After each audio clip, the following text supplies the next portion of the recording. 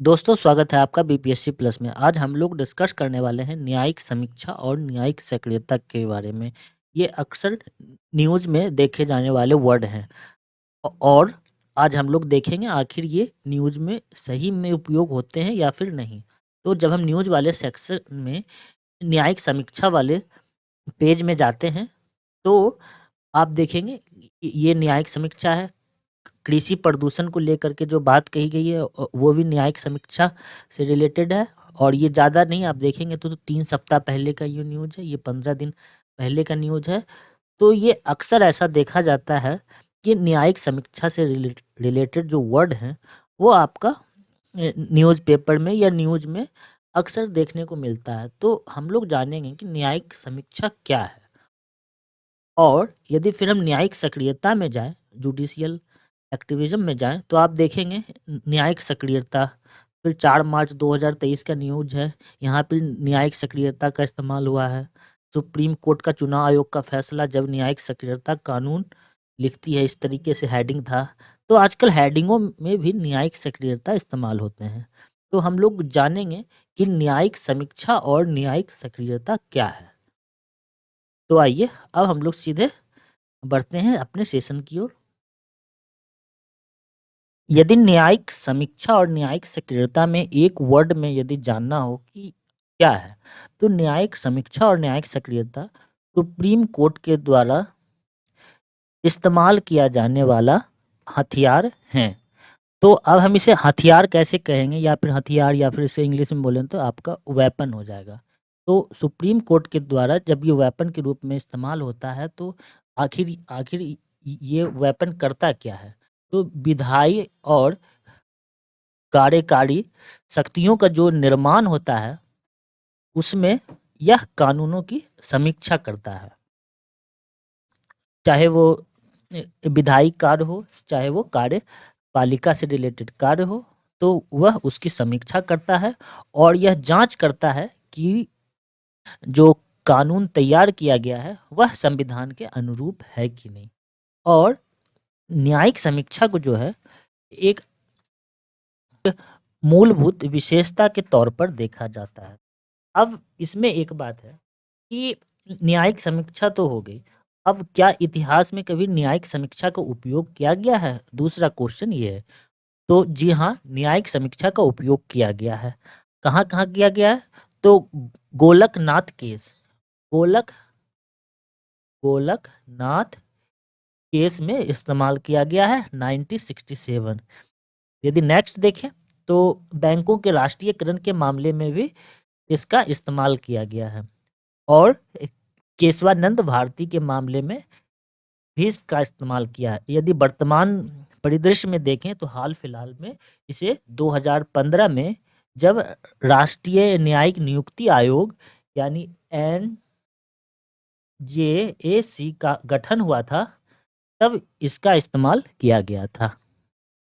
अब यदि न्यायिक समीक्षा के बारे में एक और आगे की बात जाननी हो कि क्या न्यायिक समीक्षा भारतीय संविधान में है, तो इसका आंसर होगा नहीं। न्यायिक समीक्षा भारतीय संविधान में नहीं है। फिर हम लोग इसका उपयोग क्यों और कैसे कर रहे हैं? न्यायिक समीक्षा का जिक्र नहीं है, लेकिन इसका आर्टिकल के रूप में इनडायरेक्ट रूप से कहीं न कहीं मेंशन किया गया है। जैसे कि आर्टिकल 13 में इसका मेंशन है कि मूल अधिकार की रक्षा जो है कोर्ट के द्वारा किया जाएगा, चाहे वो उच्च न्यायालय हो, चाहे उच्चतम न्यायालय हो। फिर आर्टिकल 32 भी यही कहता है। फिर आर्टिकल 131, 132, 133, इस तरीके से कुछ आर्टिकल हैं जो संविधान को न्यायिक समीक्षा की शक्ति प्रदान करते हैं। तो इस तरीके से एक पॉइंट हो गया न्यायिक समीक्षा के बारे में। अब न्यायिक सक्रियता क्या है? दूसरा जो है न्यायिक सक्रियता के बारे में है। तो न्यायिक सक्रियता के बारे में भी जैसा हम लोगों ने देखा था कि न्यायिक सक्रियता का भी इस्तेमाल बहुत होता है। न्यायिक सक्रियता आप देखेंगे जैसे यहाँ दिया गया, न्यायिक सक्रियता जब एक अदालत अपने फैसले के माध्यम से सामाजिक, आर्थिक, राजनीतिक नीतियों को आकार देने में सक्रिय और मुखर भूमिका निभाती है तब उसे न्यायिक सक्रियता कहते हैं। अब क्वेश्चन है कि न्यायिक सक्रियता आखिर ये वर्ड आया कहाँ से, पहला क्वेश्चन है। तो सबसे पहला इस्तेमाल इसका जो है 1947 में अमेरिका में किया गया था। और अमेरिका में किसने किया था, दूसरा क्वेश्चन है। तो दूसरा क्वेश्चन ये है कि आर्थर सेलियस जूनियर सेल सेलियस जूनियर ने इसका इस्तेमाल किया था। और 1947 में 1947 याद इसे इस तरीके से रखा जा सकता है कि इस समय हमारा देश आज़ाद हुआ था, लेकिन अमेरिका में न्यायिक सक्रियता की बात चल रही थी। तो इस तरीके से जोड़ करके याद रखने में काफ़ी आसानी होती है। अब दूसरा क्वेश्चन है कि भारत में कब आया। भारत में यह आया था 1970 में। 70 में अब किसके द्वारा लाया गया था। तो उस समय के जो न्यायाधीश थे, न्यायमूर्ति थे, B R Krishna Iyer B R Krishna Iyer और P N Bhagwati, D N Desai, P N Bhagwati और डी एन देसाई, ये सब न्यायिक सक्रियता के सिद्धांत के रूप में न्यायिक सक्रियता को आगे बढ़ाए। अब जो है कि न्यायिक सक्रियता आखिर इस्तेमाल कैसे होगा, इसका परिभाषा ये है, सामाजिक आर्थिक नीतियों का आकार देने में सक्रिय और मुखर भूमिका निभाने का काम कोट करती है। तो आखिर ये इस्तेमाल होगा कैसे। इसको इस्तेमाल करने के लिए सिटीजन को या किसी संस्थान को एक ऐसा अधिकार दिया गया है कि वो पीआईएल के थ्रू इसे इस्तेमाल कर सकते हैं।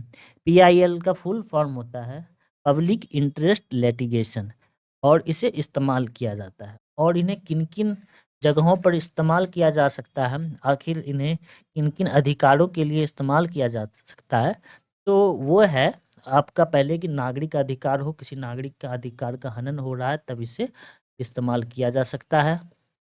और कोई जन अधिकार है तब इसका इस्तेमाल किया जा सकता है। यदि कोई उपभोक्ता से रिलेटेड अधिकार है तब इसका इस्तेमाल किया जा सकता है।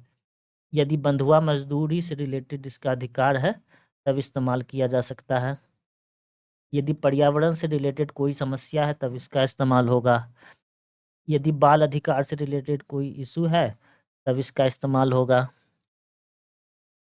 यदि कोई महिला अधिकार से संबंधित मामला है तब इसका इस्तेमाल होगा। तो इस तरीके से कई ऐसे मामले हैं जहाँ पर पीआईएल के थ्रू न्यायिक सक्रियता में सुप्रीम कोर्ट आगे बढ़ कर करके सामाजिक, आर्थिक, राजनीतिक जो समस्याएं हैं उसमें अपनी सक्रिय भूमिका निभाती है। इसी को न्यायिक सक्रियता कहा जाता है।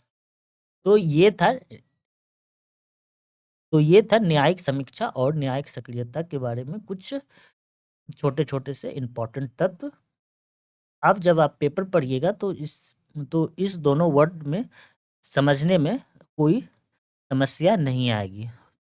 तो सेशन देखने के लिए धन्यवाद। यदि आपको सेशन अच्छा लगा हो तो इसे लाइक एंड सब्सक्राइब कीजिए।